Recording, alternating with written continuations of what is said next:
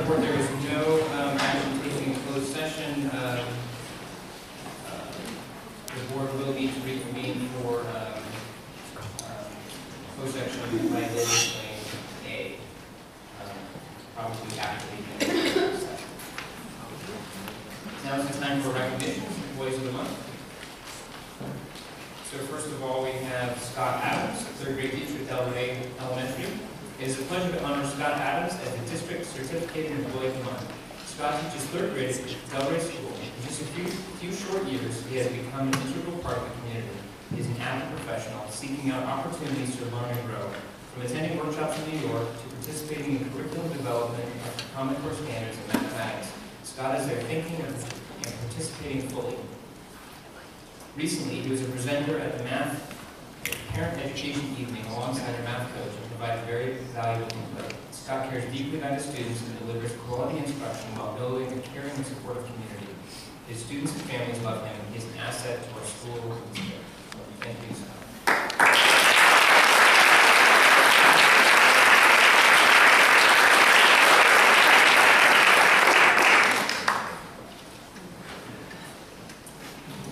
And then our classified employee of the month, Joan Selden, instructional aide at Sleepy Hollow Elementary. Congratulations to Sleepy Hollow instructional assistant Joan Selden for being recognized as the OUSD Classified Employee of the Month in November 2014. Mrs. Selden has faithfully and diligently served the students and teachers of Sleepy Hollow School for the past 14 years. During this time, Joan has worked with the entire family of Sleepy Hollow students and the entire careers of some of our teachers.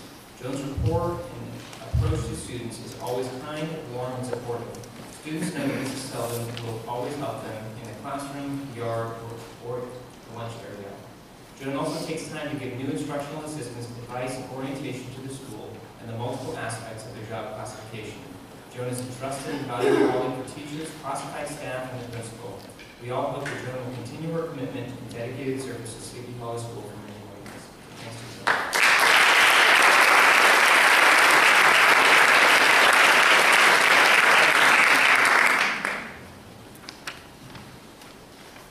Now is the time for public comment. Persons may speak on any item that is not listed on the agenda.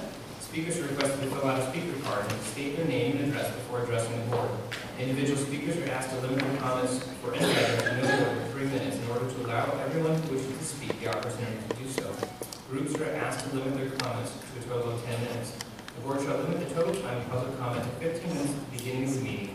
If additional time is needed, public comment will continue after the discussion items.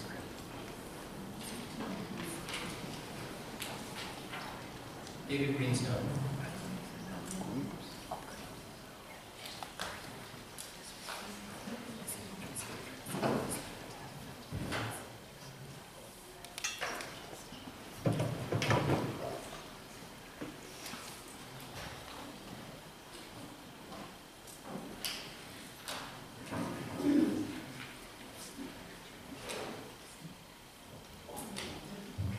I want people to be treated nice in America. My name is David Greenstone and Glorietta. I'm kindergarten.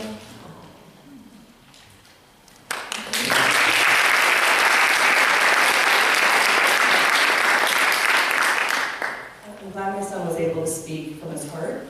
There was one point that I didn't get to say earlier that I also wanted to say now, which was about the designation of caregiver status that Ms. Storch took on, that to me is so insulting. That I think Ms. Storch, it's clear what her role is, it's clear what Vivian's mom's role is, and it seems like it's form over substance rather than truly, you know, it's like a workaround from caregiver status should be the person who's caring for Vivian day in, day out, not what would be the box you should check on a form so that somebody can go to school. I think it is, there's no question that Vivian lives in Orinda, should be allowed to go to school in Orinda, and her mom is the appropriate caregiver. Thank you.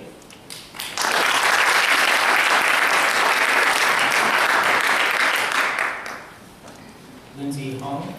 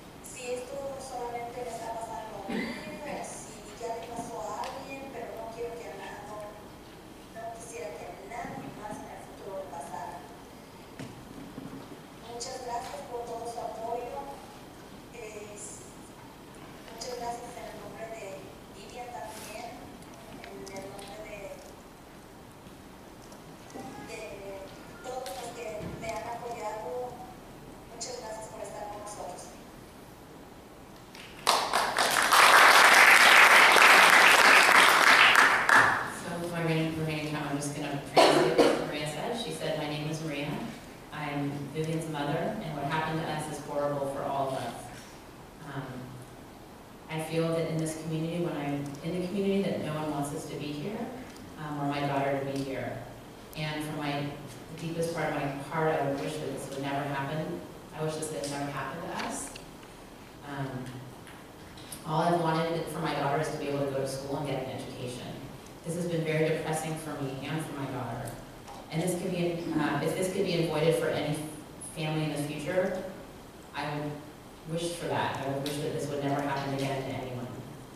Because of this feeling of sadness and insecurity when I'm walking around the city and driving around in my car, I worry that I don't know if other people want us here, and I worry about other people, if they're experiencing similar things. Because I wish this on nobody. Thank you for those of you who've shown support for me and my daughter, and thank you for standing with us.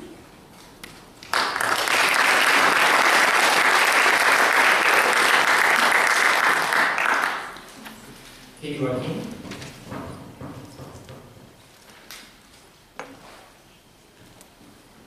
Hi, my name is Katie, and I'm the campaign director with the California Domestic Workers Coalition. And our members are people who throughout the state are doing the work of cleaning people's homes, of looking after people's children, or supporting people to live independently. And so I know many of us in the room probably have some connection to someone who does this type of work, because maybe we hire someone to care for our homes or our loved ones, or because someone in our family did this work.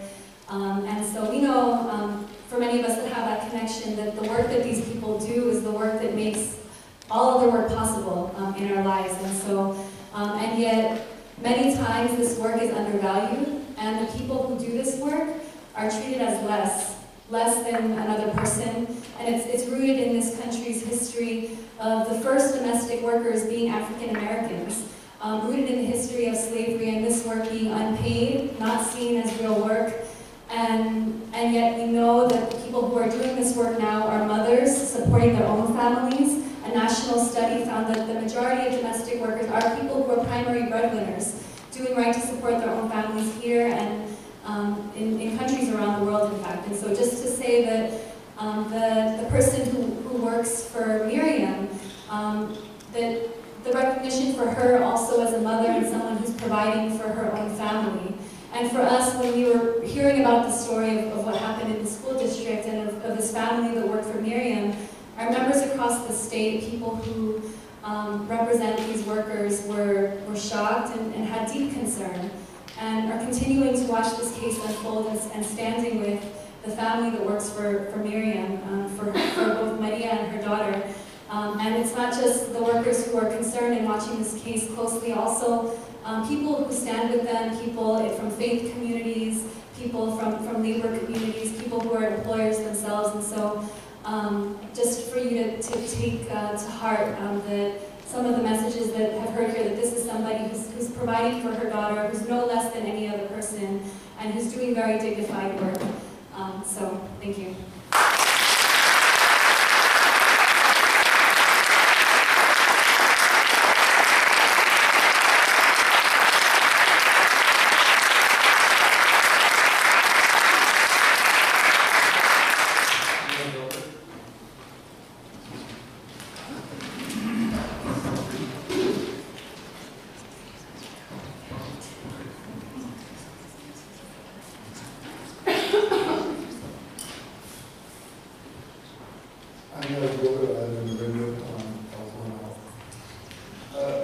The Superintendent's Legal Counsel does assure the press that the investigation of the residency of a second grader was a lawful, just a lawful effort to preserve the district's resources.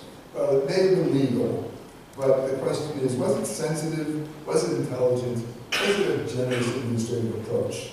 Many would judge this as a shameful act that is part of a larger pattern of insensitive, ineffectual administrative leadership. The pattern I refer to includes the unseemly bonus Joe Gabinet took in 2008, while in the process of preserving the district resources, teachers were being laid off. and residents were being asked to raise taxes. Other public administrators throughout the state were taking salary cuts and furlough days. When the parcel tax measure was passed in 2009, it required the district board to appoint an independent community advisory committee to protect and preserve the resources of the community, usurping the will of the voters and the authority of the local board.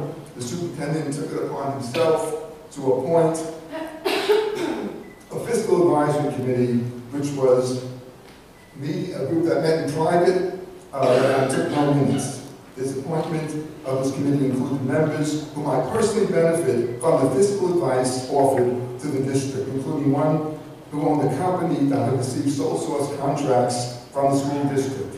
As for preserving the resources, with Orinda property values rising, it's not clear how the district resources or the educational mission of our schools have benefited from the sale of a huge parcel of years ago, which we will never see again, in order for the superintendent to build a new air-conditioned district office. A few years ago, the superintendent completely ignored a petition signed by 68 parents requesting that he investigate a principal who used excessive disciplinary action, mainly against minorities and special needs students. Her actions included videotaping an interrogation of a 9-year-old who remains a secret how much of the district's resources went to pay the lawyer's fees for the several suits that were brought against this principal.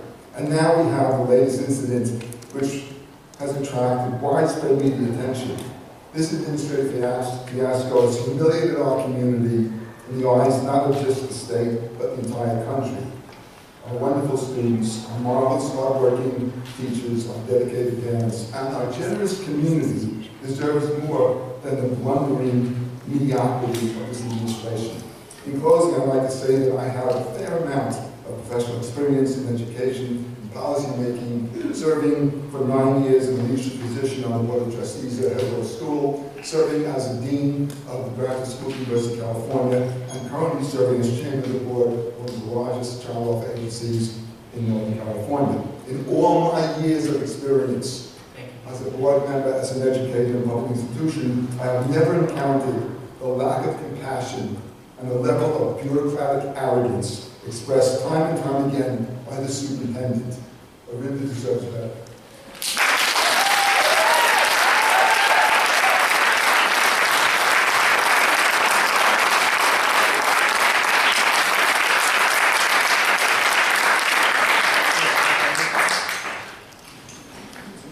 Sarah Sanderson.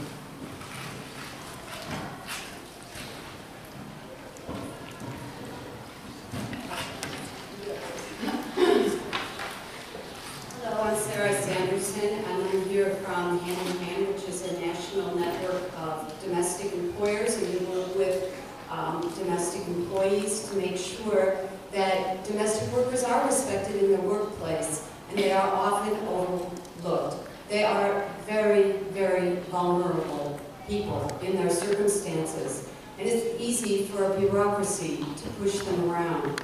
So I ask you to look at putting your practices with sensitivity, as was discussed before, because these are matters of great sensitivity. These aren't matters that should just be taken up on a single complaint without the opportunity for due process from the other side to at least speak to what their circumstances might be. We're dealing with people's lives, with people's families, and with people who love each other very much. These families may not be the way that a lot of people define their families, but I know through the nannies that I have had and the nannies that I know that work for other people, they become part of our families, and we take care of them. And many of us are angry and outraged that once again, domestic workers have been sidelined and their voices are silenced. And we have to keep speaking up everywhere we can so that they are recognized for their valuable contributions. I hope that you change your practices so that you show the kind of sensitivity due a second grader and promote her education so that she can flourish as a participant in this society. Thank you.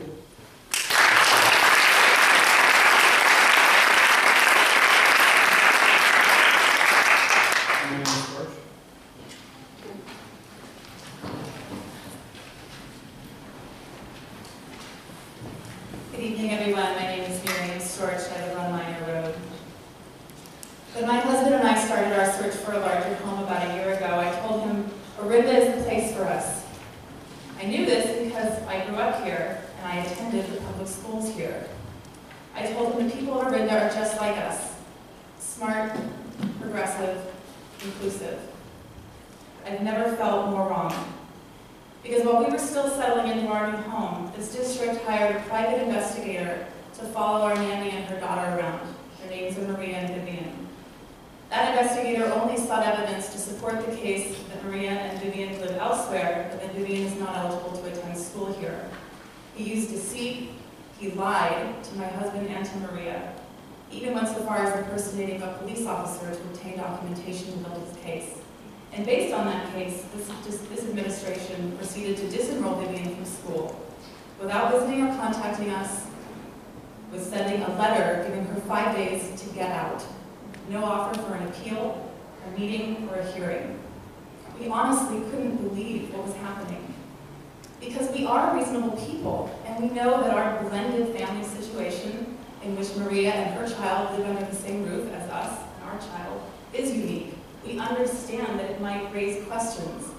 Had someone knocked on the door and asked to come in, we would have swung the door wide open. And what they would have found is this: Vivian has her own room in our home. It is full of pink toys, pink clothing, pink bedding.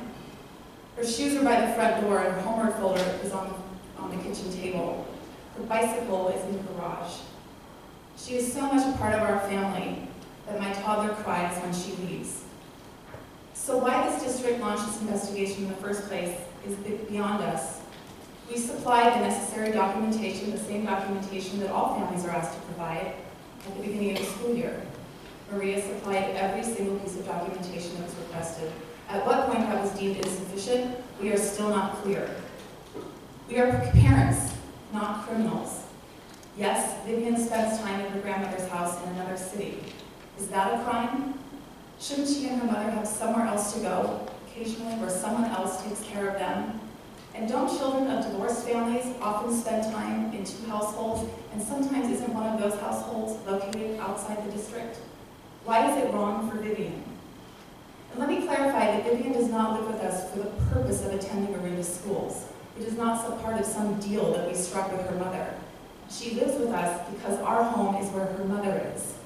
To imply that Vivian should live with relatives or anyone other than her mother, who is not only a capable and competent mother, but one of the most dedicated mothers I've ever met, is not only inappropriate, but insulting to Maria. And to all mothers, I should add.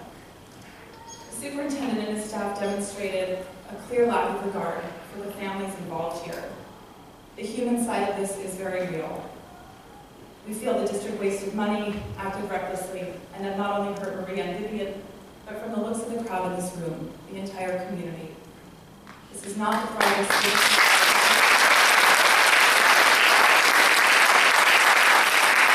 This is not the district that I remember. This is not the district I promised my husband. This district, in spite of its vast resources and great test scores, is failing, and the leadership needs to change today. Yes.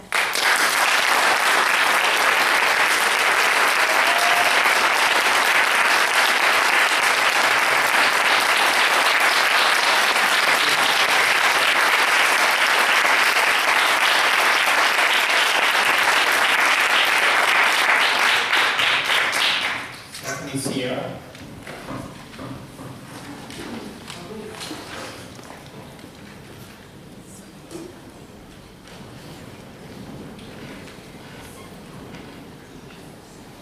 Hi, my name is Stephanie Sierra, and I live in Orinda. I'm one of the few Latinas who live here and own their own home.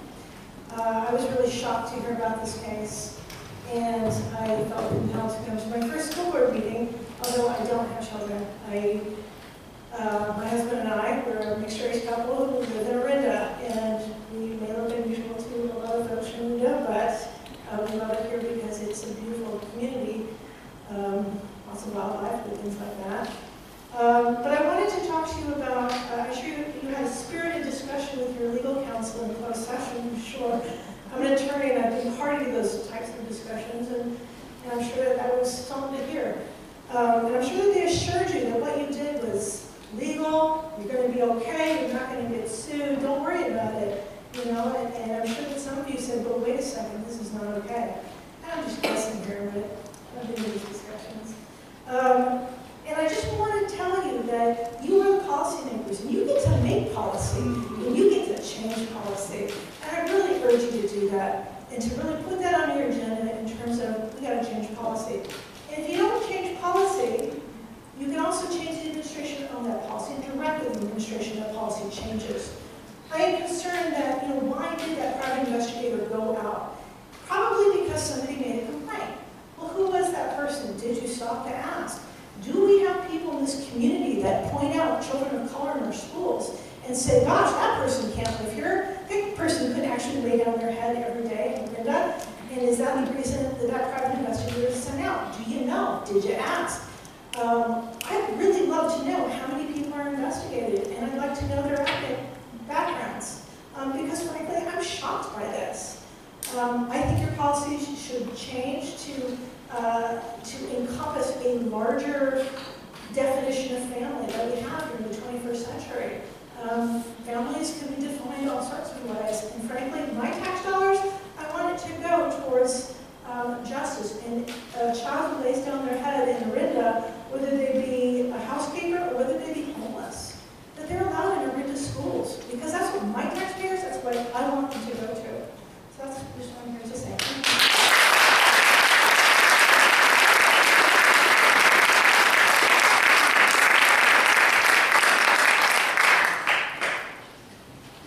So we've reached our 15 minutes and we have a few cards left, so I think we'll press forward here and continue our public comment. We're going to continue public comment, continue doing it? Ayala Delgado.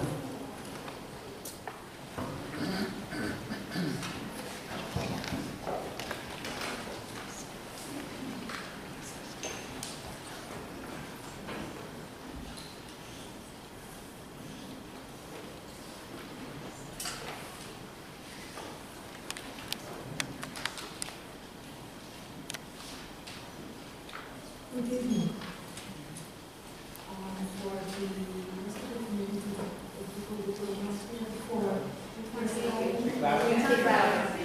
Okay, do you remember?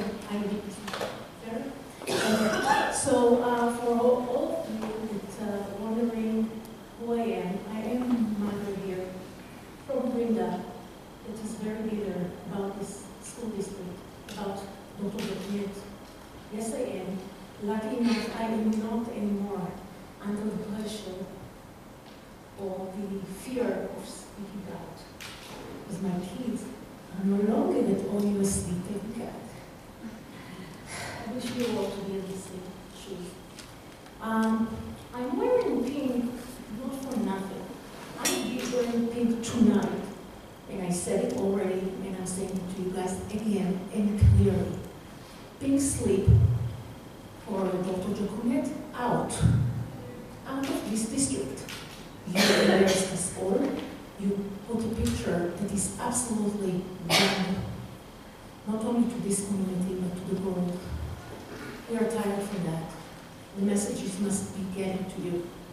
If any of the board members here are going to continue to give stand to Dr. Jokunet's position as our superintendent, let me tell you, you got my pink slip too. And I'm sure that there are many parents and many other members that will keep going with my way. I did not finish my typed speech for you guys, and I would like to continue with it.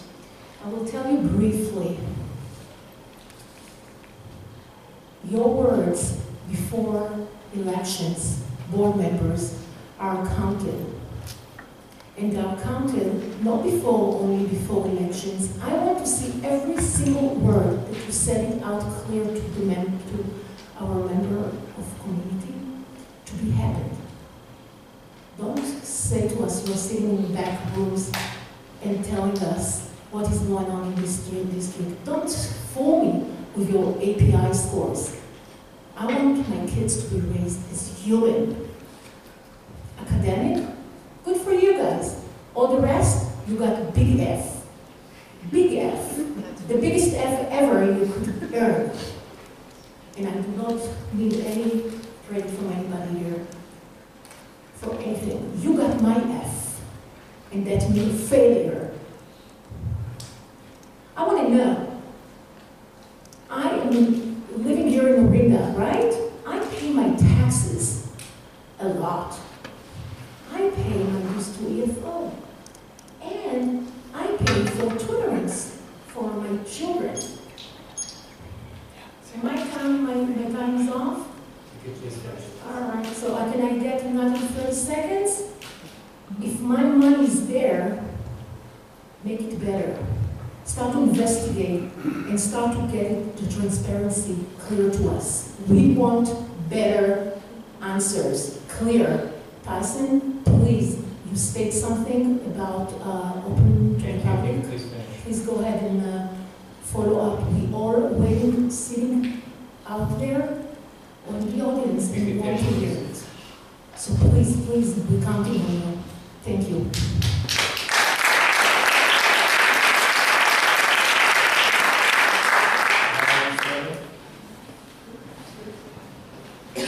Valerie Slobin.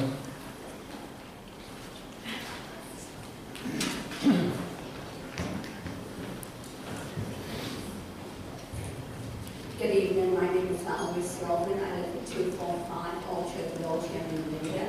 I've been a resident for 27 years, and I also want to thank you for the opportunity to address you this evening. My children are grown. I raised 3 children here, all attended Orinda schools. They are grown now, been out for many years. I don't know Vivian or Miriam or Maria, except what I read in the paper, and I was absolutely appalled. And I came down here this evening to show my support for them. I don't understand why a private investigator was used before going to Maria or Miriam to get the facts. And as a result, you have completely publicly humiliated and embarrassed 2 families. And you've also given the city of Orinda a black eye. I would please ask the board, and I'm addressing the new trustees, to take a look again at your policies and make sure that this never happens again. Thank you.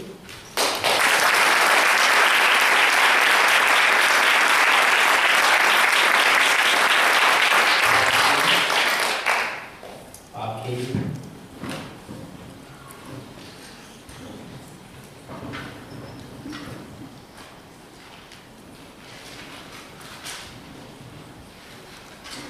Good evening. Seven people reported with it. I'm coming here today. I pulled out and I read about what the board believes in. It says, we believe in trusting relationships built on honesty, integrity, and respect. And I know all of you guys. I met you all, and I know some of you well, and I don't see how this happened. I talked to board members after I heard about it, and I said, why do you know about this? Do you know that private investigators are being hired? And they said, absolutely not. And I've been to board meetings, so I said, how did they get paid? How did they get paid? Because you guys seem to have to approve every little box of paper clips. What was it? Oh, it's probably barrier legal costs. And I think it's time, there was a response from the board or the superintendent, the president. And I think we need more than a legal response. We need a human response of why this happened and why it can't happen again. You guys are accountable for what happened here. And if none of the board members knew the private investigators were being hired and they were sent out to wrongfully tell people, who they were and misrepresenting themselves, then that person should be accountable. So I'm here because I just think it's the wrong thing that happened, and someone has to be held accountable for it.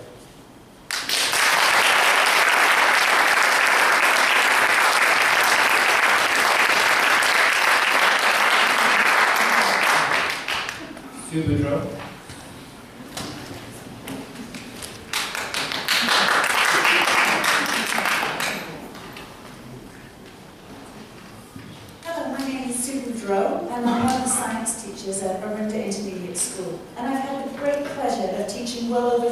100,000 of Orinda's children in the past 22 years.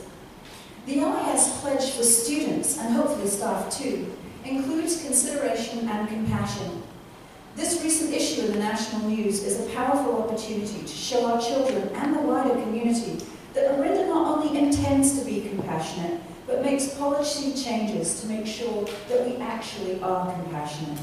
It's clearly not kind to refuse help with lunch costs and then send an undercover investigator and disenroll a second grader in the middle of the school year. Even though the student was re-enrolled, this was with the humiliating and confusing requirement that her mother assign the employer primary carer status. This policy, or its application, needs to change. Our office staff at OIS are directed by the district to define residency as a student having their head in an Orinda bed 7 nights a week. If this policy is applied impartially, we will have to disenroll students from parents who share custody and disenroll students who regularly go to a second house in Tahoe. This unworkable policy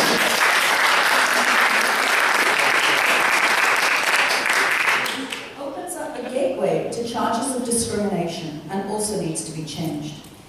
Even in clear circumstances where a parent has cheated with fake documents, etc., it is never the fault of the child. Disenrolling any child mid-year tears them away from their teachers and their beloved friends. Children suddenly removed from a class sends a chilling message to all around them. Who will be next?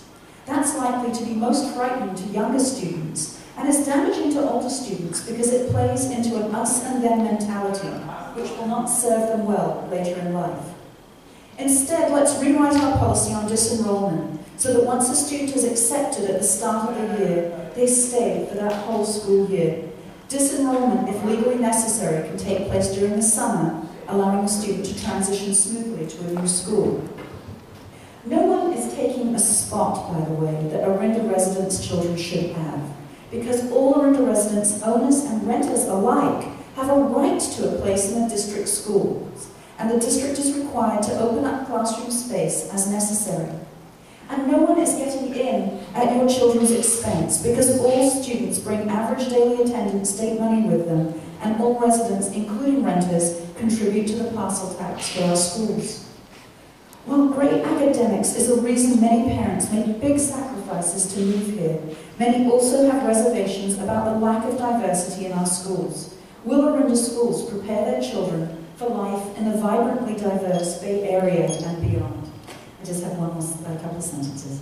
Perhaps we should, in fact, consider being particularly welcoming to children with different backgrounds. The good news is that the Ed Code allows for considerable policy flexibility. Let's take this opportunity to rebrand Orinda as a wealthy yet friendly community that extends a warm welcome to all our students and their families. Let us always err on the side of kindness. Thank you.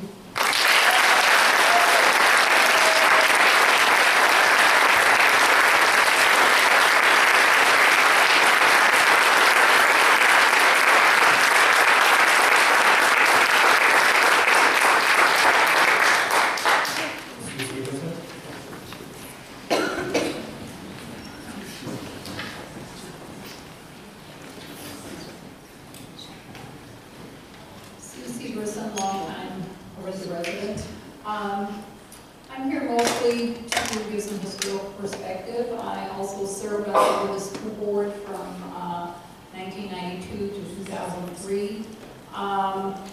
And historically, Orinda, and I think still currently, is one of the few school districts that allows for inter-district transfers. In doing so, we welcome and embrace all students who go through that process and are able to have space available and be accepted as a regular student within the Orinda schools. And to my knowledge, throughout the time period, those students have been treated as if they were a full-time residential student within the schools. And I think this is exceptional, and Orinda Union School District should be commended for that, because most school districts do not accept out-of-district students to enroll in their schools. So I commend you for that. I think that Also, there's some misperception in the broader community. Orinda can be known as a quote-unquote affluent community. I think that is somewhat of a misnomer because I think there are many, many residents within Orinda community who are on fixed income seniors, about a third of our population. We also have many hardworking families that live here within Orinda who come here for the schools as well as for the quality of life here. And yes, there may be some that have a comfortable income. It doesn't mean that we're not compassionate, caring community. So again, I just want to thank you as board members and Dr. Jaconet as superintendent, because I know that it's a very difficult job that you have each and every day, and yet you are volunteers within the community, and I would say many times it's a thankless job. So I'm here for one, I'm here to thank you for what you are doing to our community, and for, I know, each and every day valuing and trying to do what's best for all the students in Orinda. And so I thank you for your service.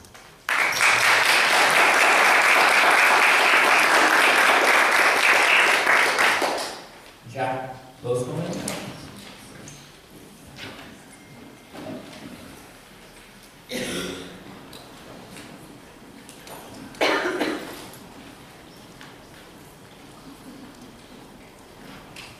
My name is Jack Bostelman.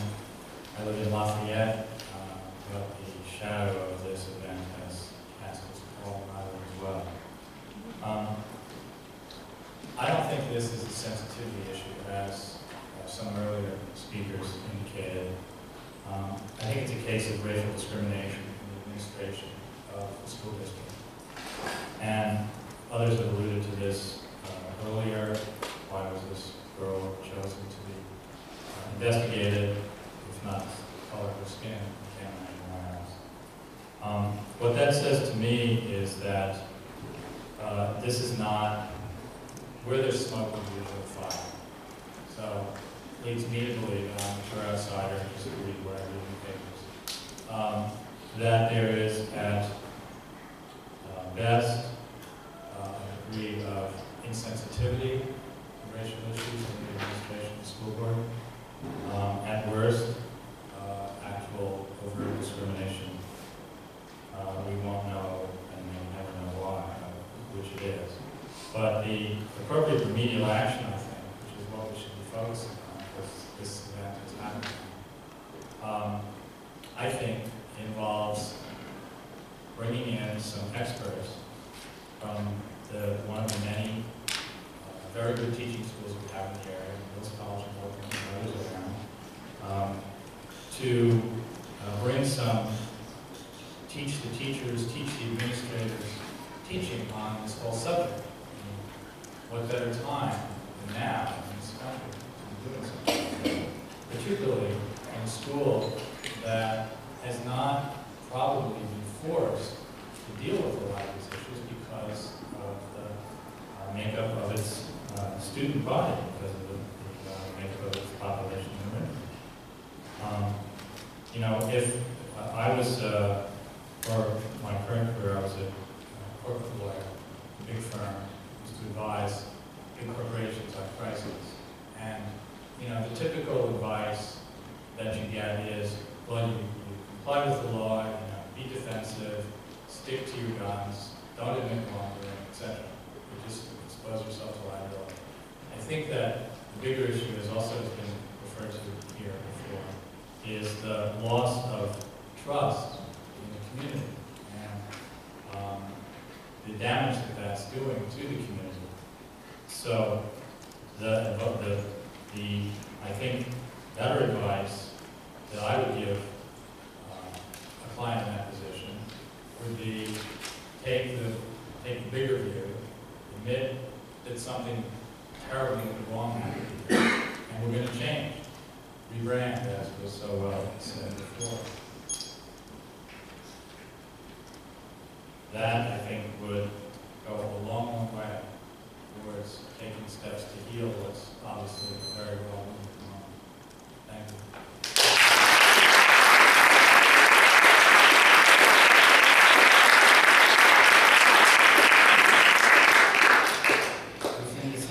ahead.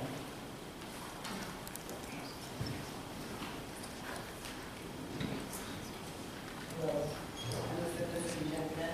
Rebecca and my husband. Didn't ask me to speak here tonight.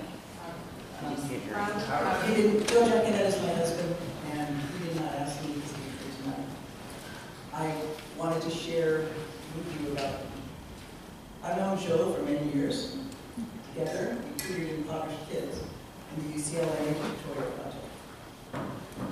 I watched him turn down a job in business so he could teach and become a public servant.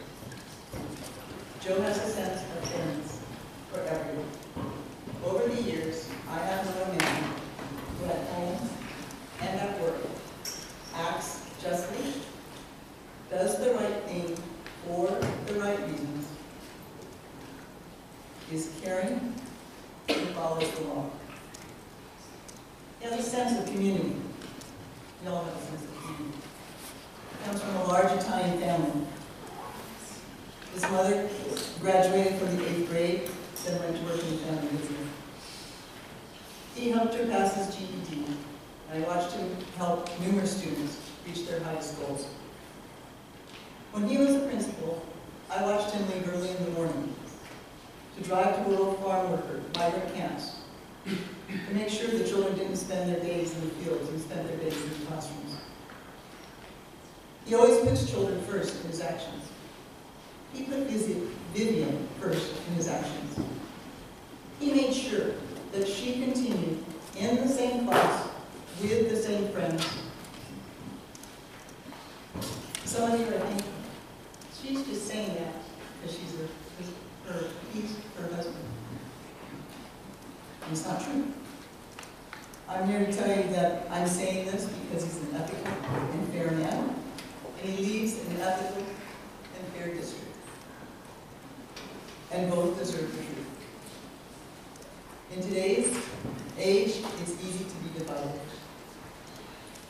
When in fact, we're on the same side. I think all of us would applaud that all of us, every one of us, wants all kids to get the best education. Thank you.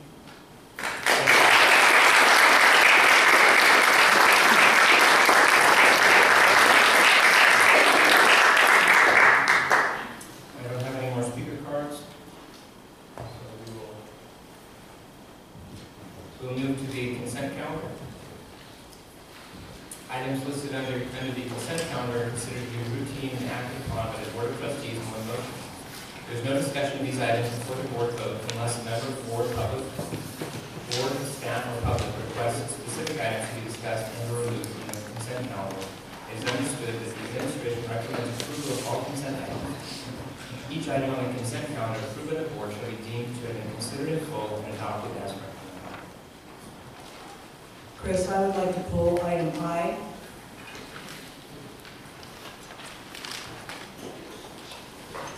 Okay. Do we have a motion on the amended consent calendar? I'll move that we adopt the consent calendar except for item I. All in favor? Aye. Aye.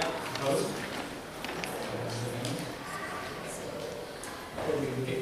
We'll move action or consent item I to the present time right now. So, Sarah, you want to ask questions about contract to expire architects? Sure.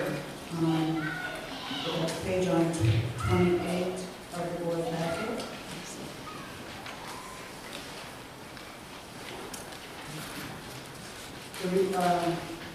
So for the audience's sake, this is contract with HY Architects for playground fence, retaining wall, and site improvements at Wagner Range Elementary. The reason I want to pull this item is because although it says it's $43,000, that's just for the architect's fees, and this is a item where we've already paid Israel's engineer, I believe, approximately $20,000. But when I look at the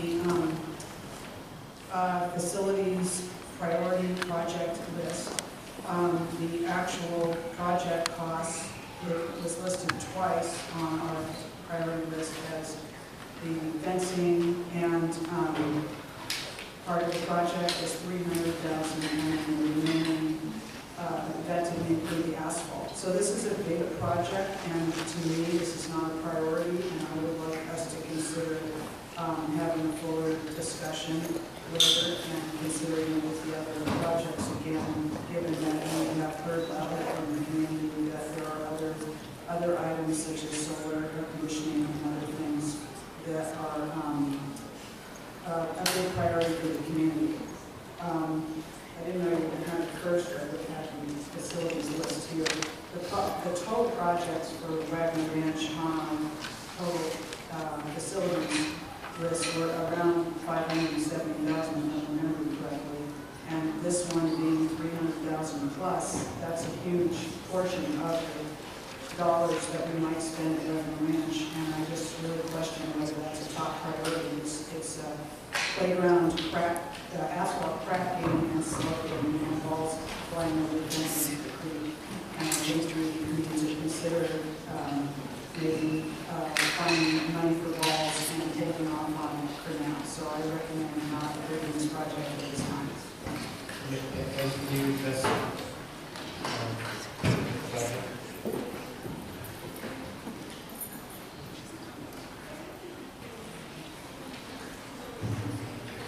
So this project is at Wagner Ranch. It's an ongoing problem with the playground slope that goes down towards the creek area of the nature area.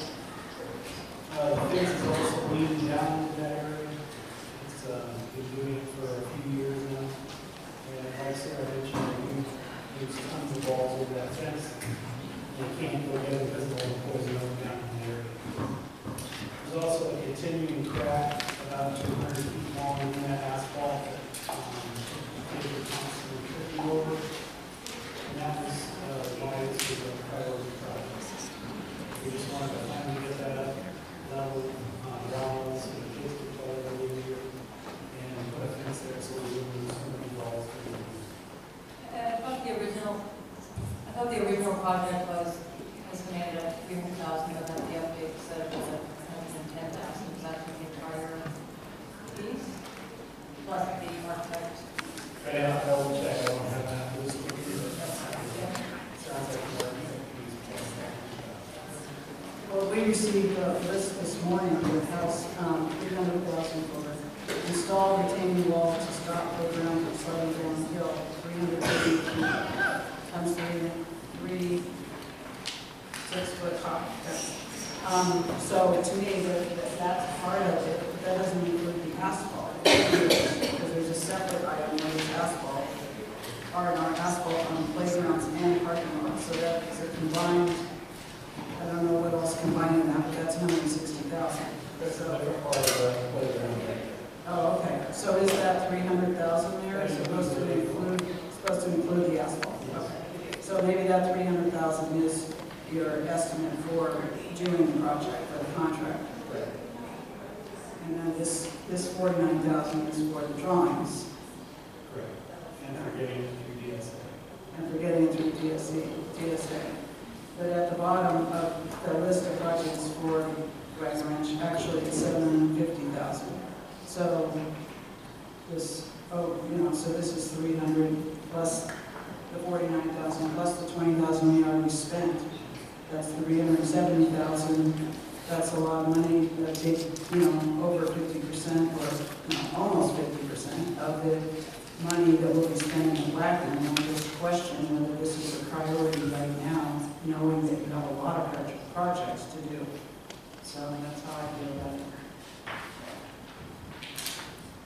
Other questions from the board? I've looked at it twice since when we had our Wagner site visit, as well. I've been there with kids during sports activities. And personally, I think it's a safety hazard. So, the sloping is pretty severe. I'm concerned potentially about cracking and sliding, etc. So I'm in favor of moving forward as it's written. Other questions from the board? Any comments from the public on this item?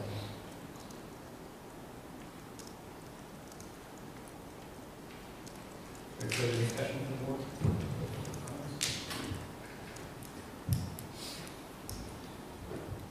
Yeah, I agree. I think this is something that we identified already as a priority and recommended to us to move forward on. I agree with Matt that we don't want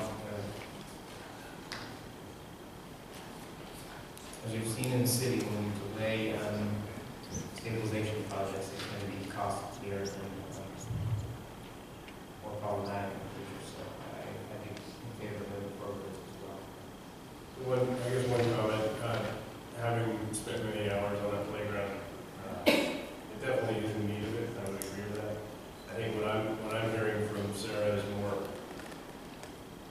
that goes to the process.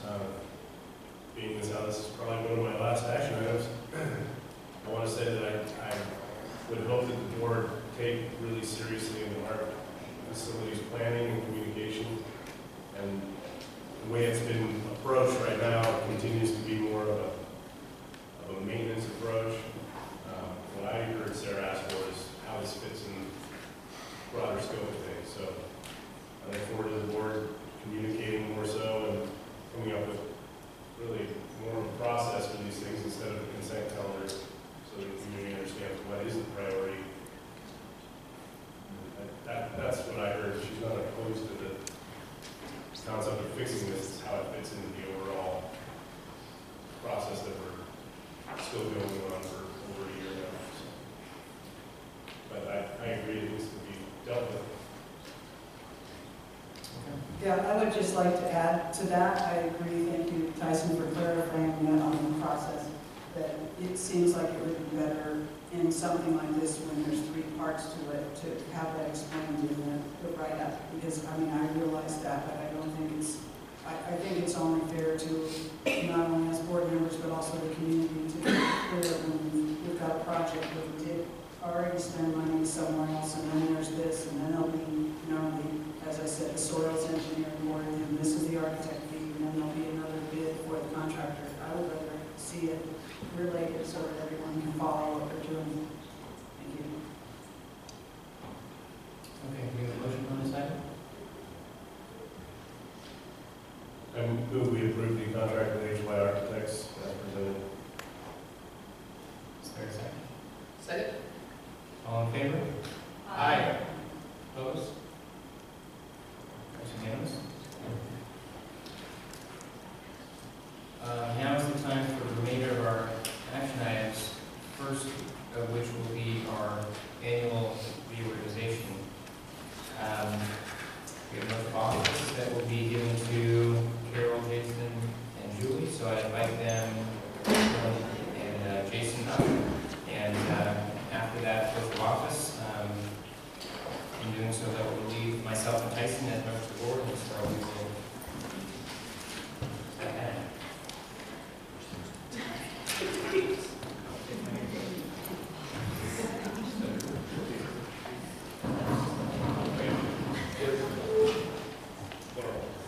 Can I just say thank you, Chris and Tyson, for all your work on the board. You really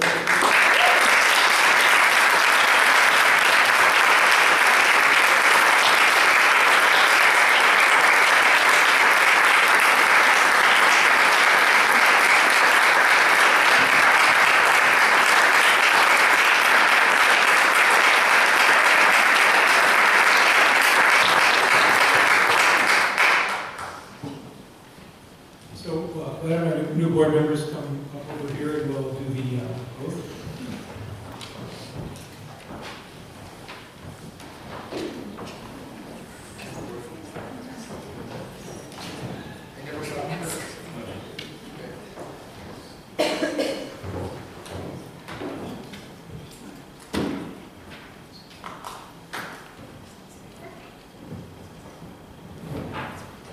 So please raise your right hand, and as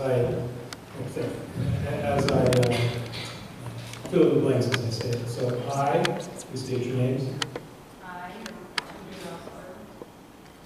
Do solemnly affirm that I will support and defend the Constitution of the United States do solemnly affirm that I will support and defend the Constitution of the United States and the Constitution of the State of California against all enemies, foreign and domestic, and the Constitution of the State of California against all enemies, foreign and domestic, that I will bear true faith and allegiance to the Constitution of the United States and the Constitution of the State of California, that I will bear true faith and allegiance to the Constitution of the United States and the Constitution of the State of California, that I take this obligation freely without any mental reservation or purpose of evasion, that I take this obligation freely without any mental reservation or purpose of evasion, and that I will well and faithfully discharge the duties upon which I am about to enter. and that I will well and faithfully discharge the duties upon which I am about to enter. Congratulations.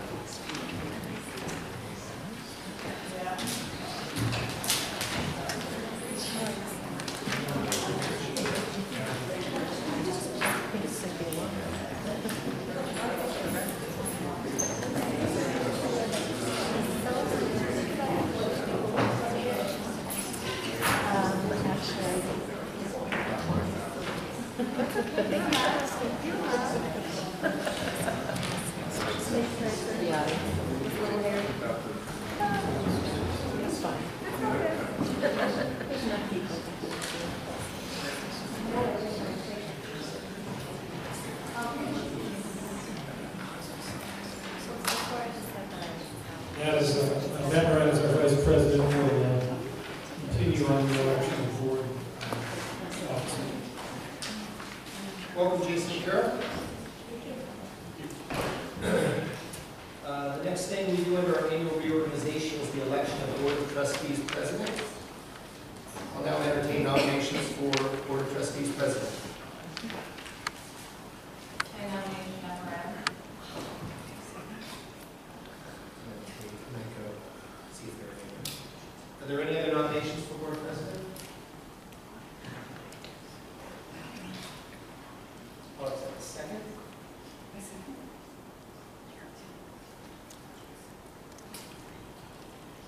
Matt Moran has been nominated and seconded as Board of Trustees President. Is there any public comment, any open board discussion on this item? Any public comment on this item? Any further discussion from the board? Okay. All those in favor for Matt Moran to serve as Board of Trustees President, please say aye. Aye. Opposed? So moved. Thank you. Next, we'll have the election of Board of Trustees Vice President. I'll accept nominations. I'd like to make a nomination. As a new board member, I don't know if this is conventional or unconventional, but I'd like to make this nomination recognizing two things.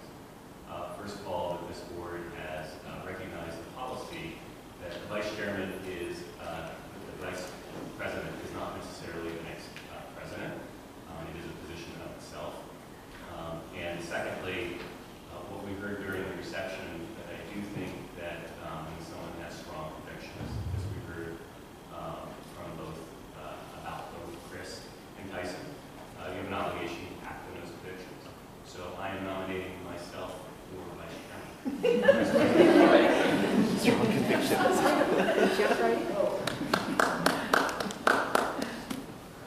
Any other nominations for Board of Trustees Vice President? I'm going to nominate Julie Rossiter as Board of Trustees Vice President.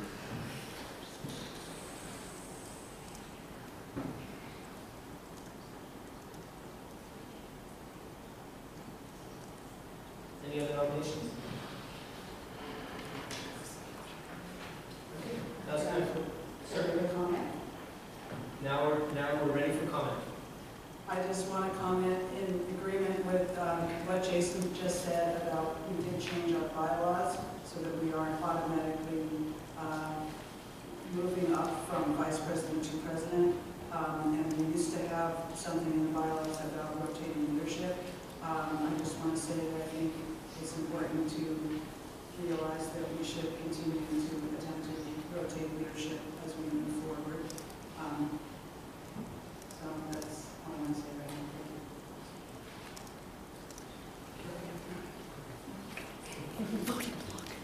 No, I just want to say that, I do think having experienced leadership is important and combination of board size. I mean, I think, I like the idea of somebody serving as board vice president that's had time of service on the school board. So that's where I'm coming from on it. Any public comment on this item? Horace? How about Sarah Butler? Has she had a turn to be president or vice president? I think a lot of us would like to see rotating leadership. Yeah. Thank you for your comment. You're welcome. Any other comment from the public? I think that Jason is exceptionally good at bringing people together, and I think that he would be, even though not experienced in this particular position, would be a tremendous addition to the leadership team of the school board. Thank you. Any other comments from the public? Okay. So we have two nominations on the floor. We have a nomination for Jason Conner. We have a nomination for Julie Rawson. Can I hear seconds? Or any further discussion from the board before we go to second? Okay. I'll entertain seconds. I'm not clear how we're going to do this. We're voting one at a time, or what? What I'm going for now is just seconds. Then we're voting. All right, I'll second Jason.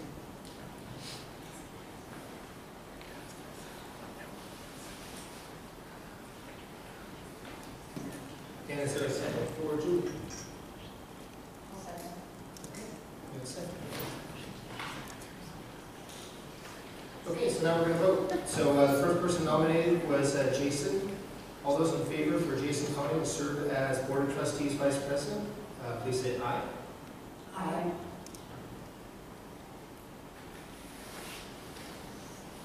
Three is the number that carries, so Jason will serve as Board of Trustees Vice President.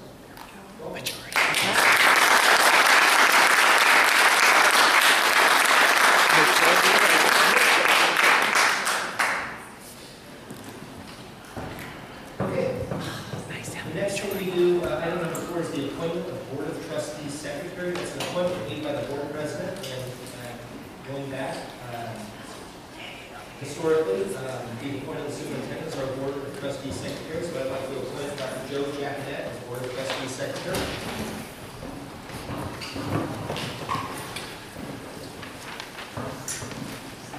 And the last piece of business on the annual reorganization is the assignments to board committees. We have some standing board committees.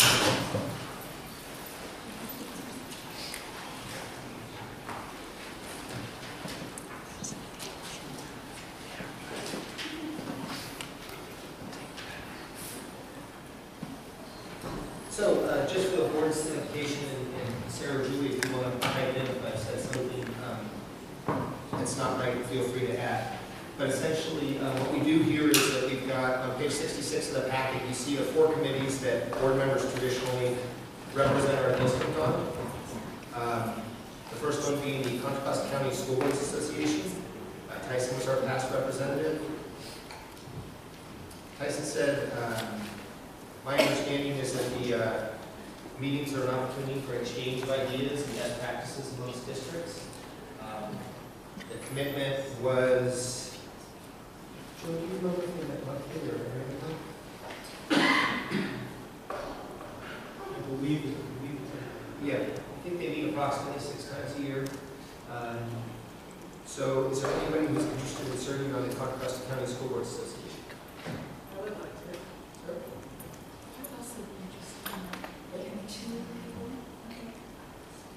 Yeah, so oftentimes what we'll do is we'll have people alternate meetings.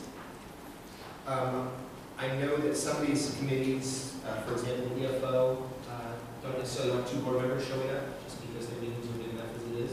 So traditionally, I think it's best if we have 2 people who want to serve, if they just want to alternate. Is that agreeable with you, sir? No, I'm talking about still about CCC, SPN. Yeah, that's fine. Is that good? Great. So traditionally, it's an informal thing where one of you, the district will reach out to them and let them know who our representatives are. And then between the 2 of you, we'll just work out when the meetings are, who is what you need. And then after the meeting, traditionally, there's an opportunity at the end of the meeting to report back to our meeting of your activities outside.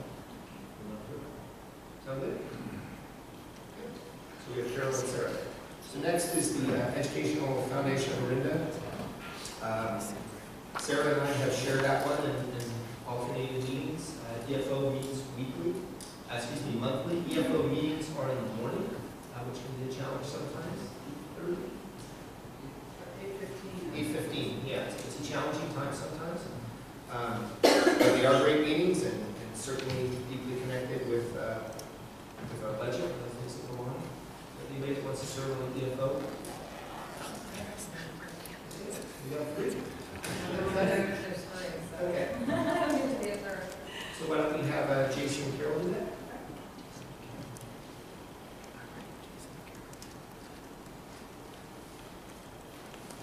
Same drill there. We'll let EFO know who the 2 new reps are. The schedule is published on the EFO site.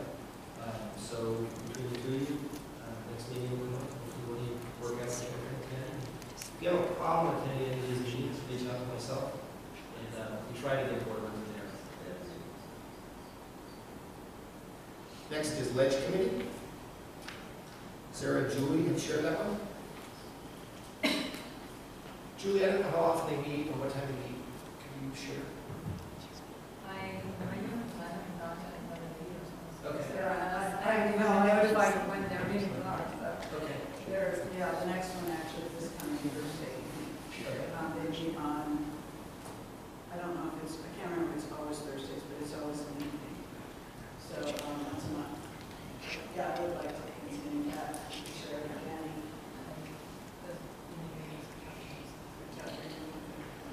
Sarah, anybody else interested? Sarah, can you handle that on your own? Sure. You've done lots of ledge work. Appreciate that.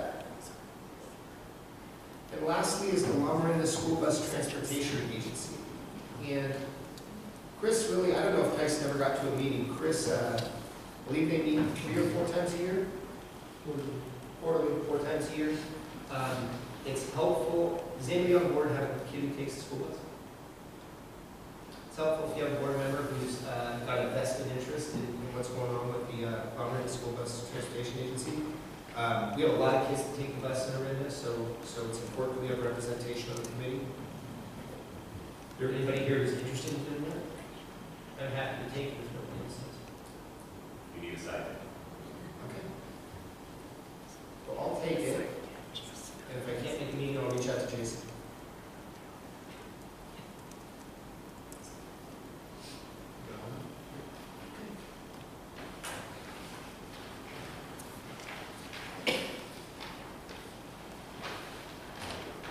Okay, thank you for that. Thanks for everybody volunteering. The next item is item B under action items, resolution 1407, authorized signature resolution. Carol?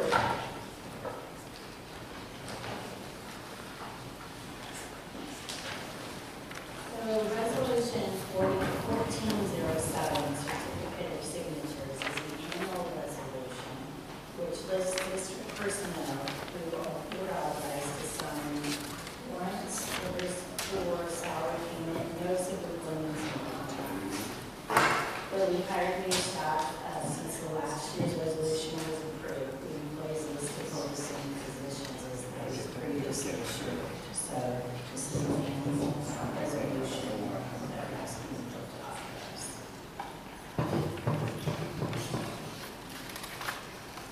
Any questions from the board on this item?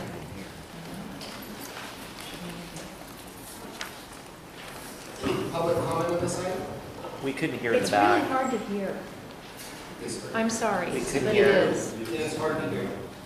No, we couldn't hear. One more shot. Do it again. Close to the microphone. It was You want hard us to move up?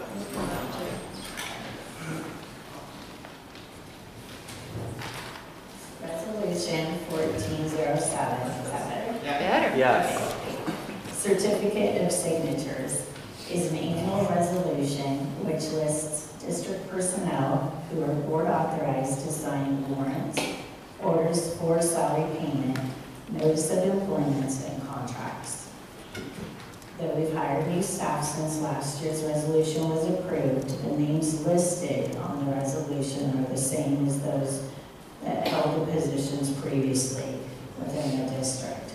So the resolution includes the same names of the people who have been authorized previously.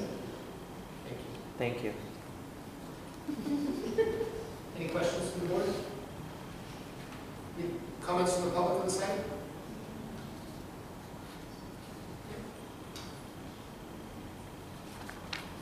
I'm open to a motion to approve item C under action items. Excuse me, item B, resolution 1407. I move that we approve action item B, resolution 1407, and authorize signature resolution. I'll second that. Thank you, sir. All in favor, say aye. It's a roll call. Aye. Oh, thank you. Roll call. My mistake. Carol. Aye. Jason. Aye. Sarah. Aye. Julie. Aye. Aye. Thank you. Next, we're on to action item C, the fiscal year 2014-2015 first interim financial report.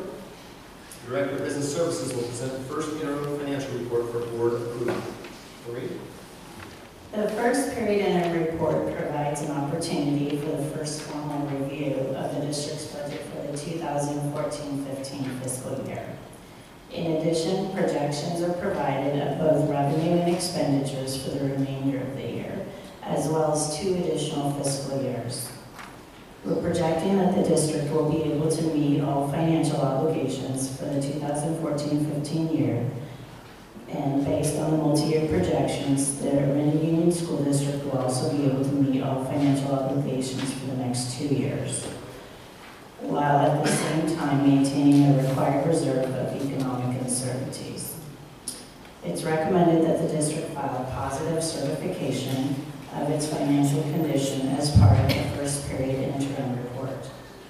A summary of the changes of the 2014-15 adopted budget is provided in the board packet beginning on page 68. An explanation of each of the changes in the budget categories is also provided in the narrative. A breakdown of the revenues begins on page 69, along with an illustration of the percentage breakdown of each revenue type. On the illustration, it shows that 60% of our funding comes from the local control funding formula, 2% from federal revenues, 2% from state, and 36% from local resources. Our local resources include EFO, Parents Club, parcel tax proceeds, as well as our special education, or a portion of our special education funding. A breakdown of our expenditures, as well as an illustration, is provided on page 70 in the board report. We illustrate the breakdown of our expenditures as follows.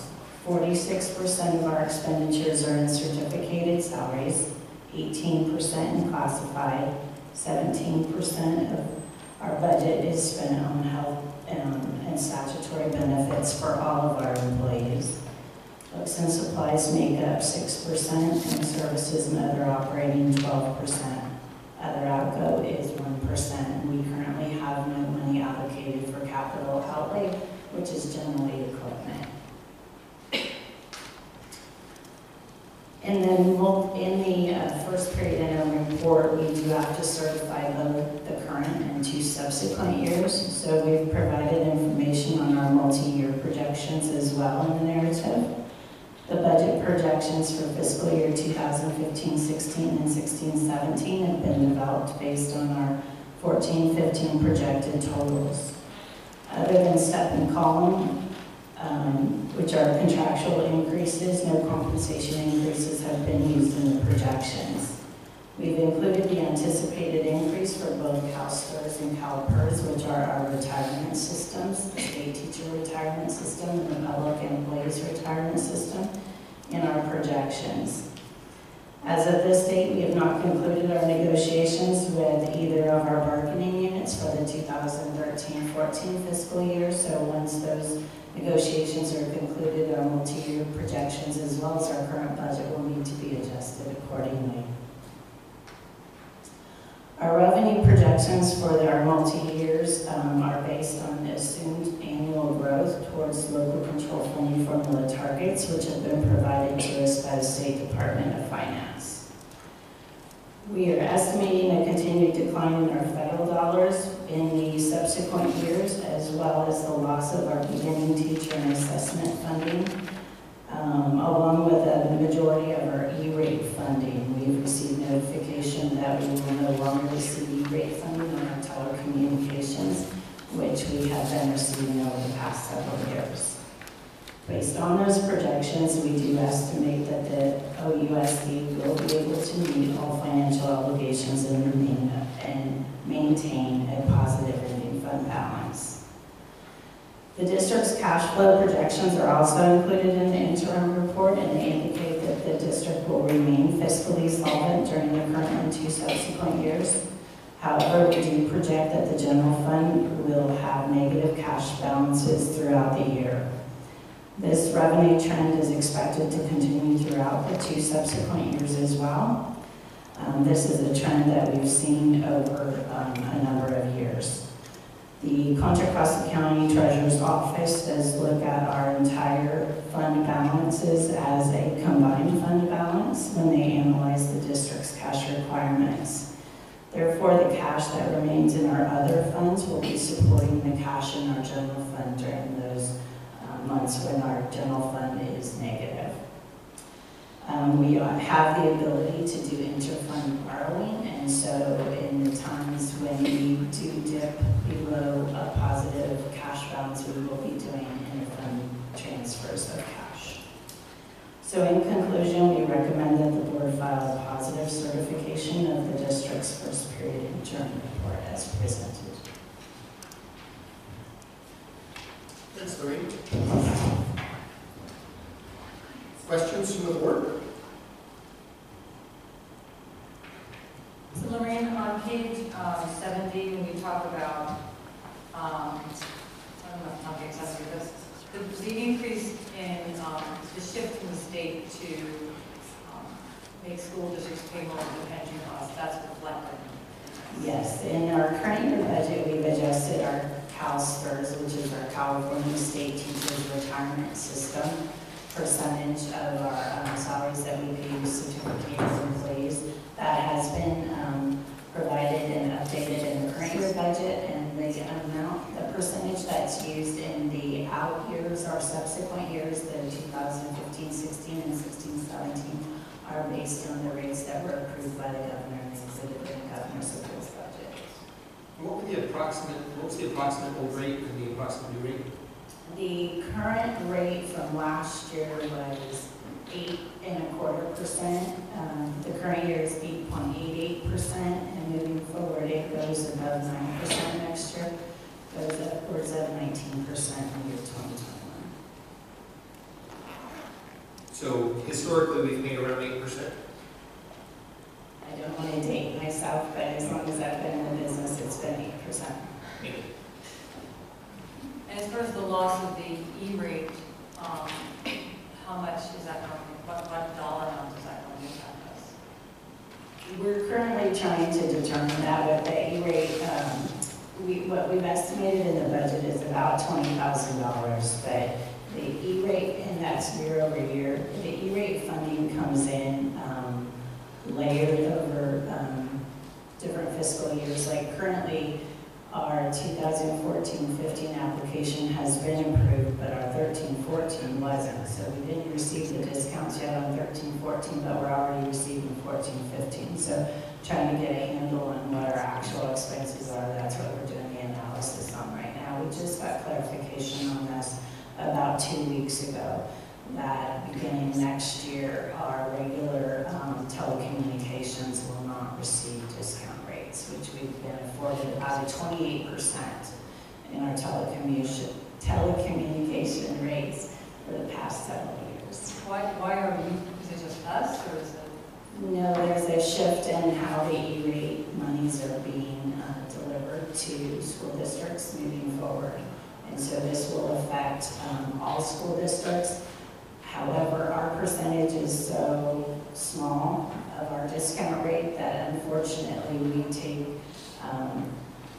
it decreases 20% over the next 5 years, but our percentage is close to 20, so basically we're going to lose all of our discount in the first year, where if a district had 80%, then they'd go to 60 to 40 to 20, but we go from 20 to 0 basically in 1 year.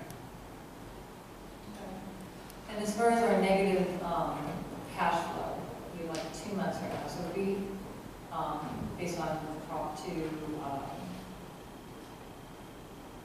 the limit that might be put in place for us on our funding, how many months do we end up with a negative balance?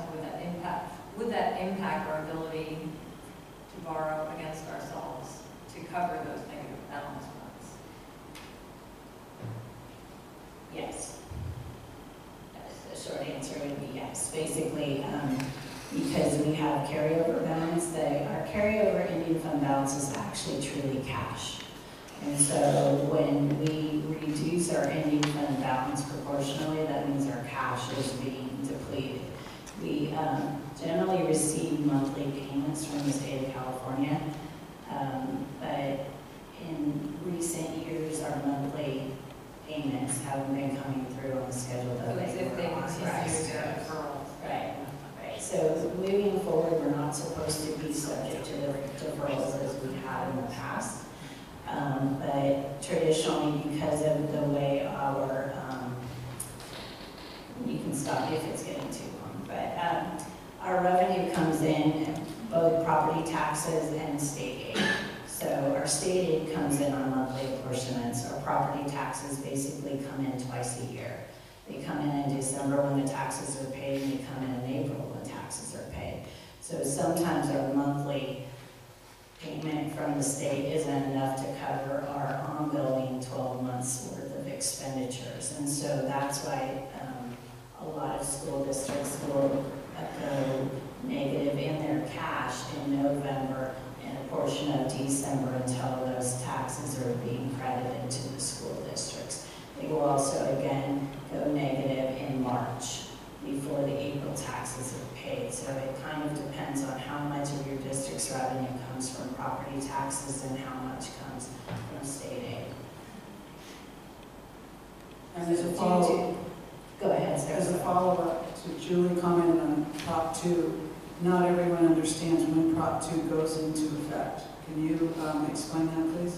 So there's some triggers on allowable percentages of district reserves, and so currently our reserves are above the state minimum. If the district were to have to reduce the reserves on hand, it would proportionately reduce the cash on hand that the district has.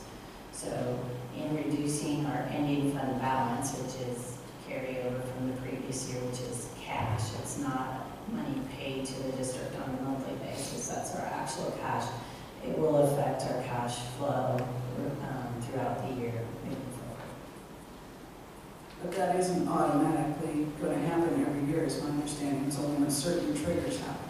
Right, there are certain triggers that would prompt the reduction or the limitation of reserves.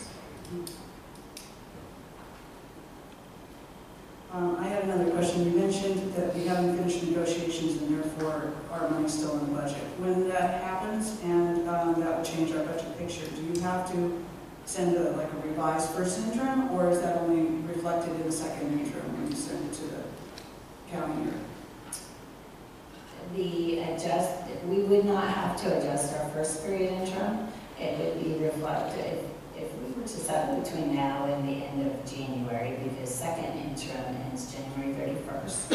So if we have a final agreement with either or both of our bargaining units, that adjustment would be reflected in the operating budget.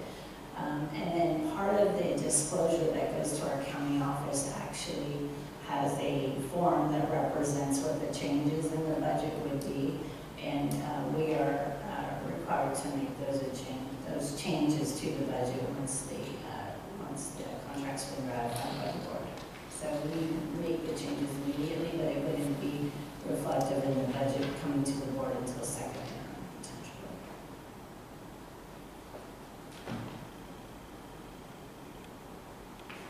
Jason, Carol, I know it's a lot to digest at your first ever board meeting, and without having the benefit of a CSBA meeting and an orientation, but please feel free to ask any questions. If there's anything you want to know.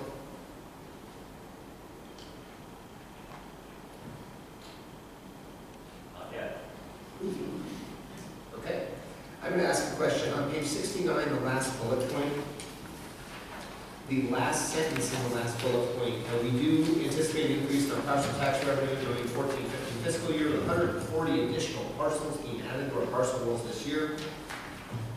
Any idea what that translates to in dollars? Roughly $500 per parcel. $7,000? Pardon me? $500 per parcel? So that's $7,000. I was looking for a much bigger number. No, I think it was That's like that's 80, small, right? Then like 585. I think it's a little more. It's like 81.9. 124 and 385.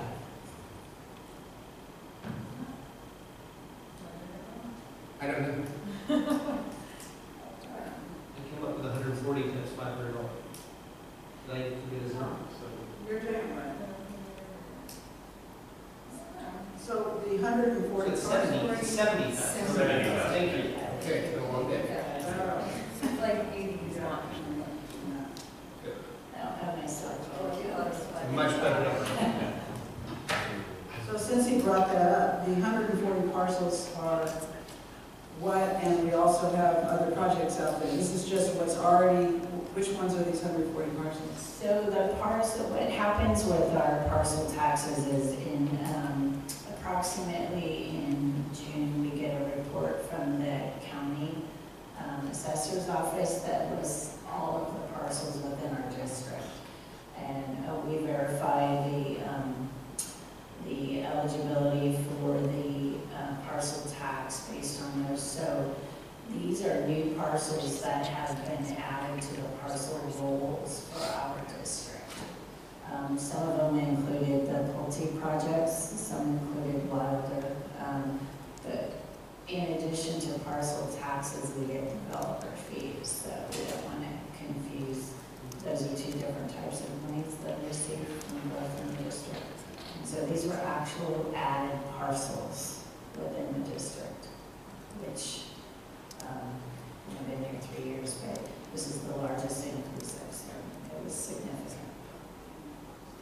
I was going to ask one more question. On page 71, the second, I'm interested, I was hoping you could talk a little bit more about the second paragraph relative to the County Office of Education asking us to be cautious in the development of multi-year projections. One of the cautions that our county office has provided to us is that under the new local control funding formula, we have growth targets which are being estimated by the Department of Finance in moving our revenue towards our fully funded target amount, which is slated to be implemented in the year 2021. The COLA that's projected in those years is much smaller than the growth percentage towards target that the Department of Finance is estimating that we use to estimate our growth between those years. And so there's a caution from our county office that should the proceeds from Prop 30 go away when they sunset, and if the state revenues can't keep pace with the aggressive growth that's built into the Department of Finance's projections to get us to fully funding our LCFF, that we sort of have to have a safety net in place. And so they want us to look at what is the difference between the projected COLAs for those years and what is the projected growth towards target, and sort of recognize the difference between those two numbers and have that kind of planned out so that worst case scenario, if the state revenues don't grow as projected, we're not going to get growth towards target. And then what's the district's backup plan basically? So the county office is cautioning districts to bear in mind the difference between the projected COLAs and the projected growth towards target. Thank you. Other questions from the board? Matt, I guess I will ask one. One thing that's a little disconcerting is under revenue on page 69, is to see revenue falling. One that surprised me was the Parents Club. Is that a normal fluctuation, or is there something we're seeing with the Parents Club funds? One of the things with our Parents Club budgets is we only budget what we anticipate to receive. And so when we budget year over year, we begin the year just rolling forward what was spent in the previous year. What was spent? What was spent, because those budgets net themselves out to zero. So whatever is spent from Parents Club budgets are funded from proceeds from the Parents Clubs. So there are district dollars that support that. And during the first period in your own report updating time period, we collected Parent Club budgets to more truly reflect what the Parents Clubs had anticipated to be spent during the current fiscal year. For example, last year they